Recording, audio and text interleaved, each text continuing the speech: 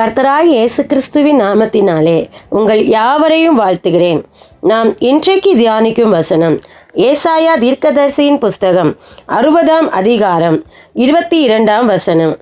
சின்னவன் 1000 சிறியவன் பலத்த ஜாதியும் ஆவான். கர்த்தராகிய நான் ஏற்ற காலத்தில் இதை தீவிரமாய் நடப்பிப்பேன். இந்த வசனம் தேவன் செய்யும் ஒரு அதிசயமான உயர்வை பற்றி நமக்கு பேசுகிறது. அதாவது இன்றைக்கு நாம் மனிதர் கண்களில் சிறியவர்களாக, பலவீனமாக, மதிப்பில்லாதவர்களாக, தாழ்த்தப்பட்டவர்களாக, ஒரு ஒடுக்கப்பட்டவர்களாக இருக்கலாம். ஆனால் தேவன் நம்மை அப்படி பார்க்கவில்லை.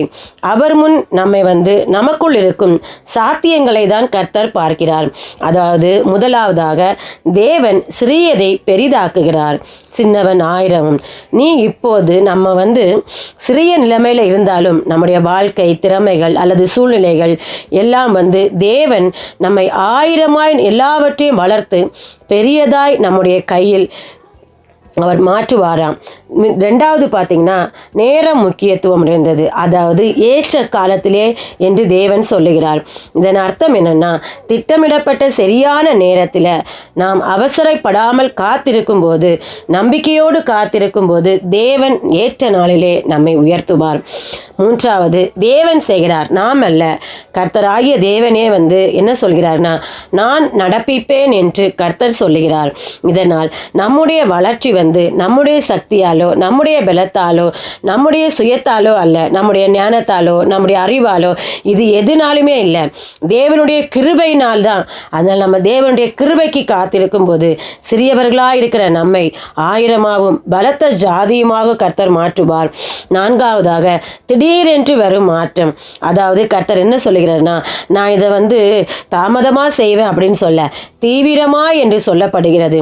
அப்போ தேவன் செய்கிற போது அது ஒரு விரைவாகவும் சீக்கிரமாகவும் ஆச்சரியமாகவும் நடக்கும். நாம் நீண்ட நாள் காத்திருந்த ஆசீர்வாதங்கள் நமக்கு திடீரென்று வரும்போது நம்மை கர்த்தர் உயர்த்துகிறார்.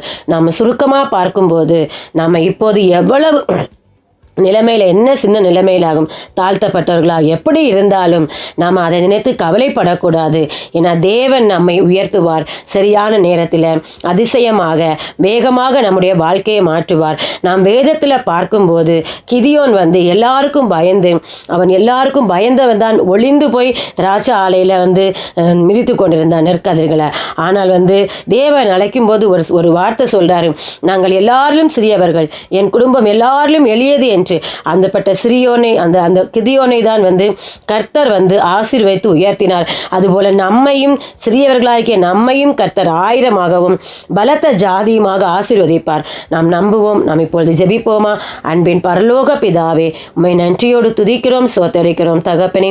இந்த வேளையிலும் என் தேவனாகிய கர்த்தாவே ராஜா, சின்னவன் 1000 சிறியவன் பலத்த ஜாதியுமாய் கர்த்தராகிய நான் ஏற்ற காலத்தில் நடப்பிப்பேன் என்று சொன்ன வார்த்தையின்படி ராஜா, நாங்கள் அநேகர் மத்தியில் தகப்பனே, பார்வைக்கு சிறியவர்களாயும் எளிமையானவர்களாகவும் தள்ளப்பட்டவர்களாக இருந்தாலும் அப்பா, உம்முடைய பார்வையில் நாங்கள் தகப்பனே 1000 தகப்பனே பலத்த ஜாதியுமாய் இருக்கிறோம் என்று விசுவாசிக்கிறோம். தேவன் தாமே இதை எங்களுக்கு ஏற்ற காலத்திலே தீவிரமாய் செய்து எங்களை உயர்த்துவீர் என்று நம்புகிறோம், விசுவாசிக்கிறோம். எங்களை தாழ்த்தி ஒப்பு கொடுக்கிறோம். கர்த்தராகிய இயேசு கிறிஸ்துவின் நாமத்திலே ஜெபிக்கிறோம் நல்ல பிதாவே, ஆமேன். கர்த்தர் உங்களை ஆசீர்வதிப்பாராக.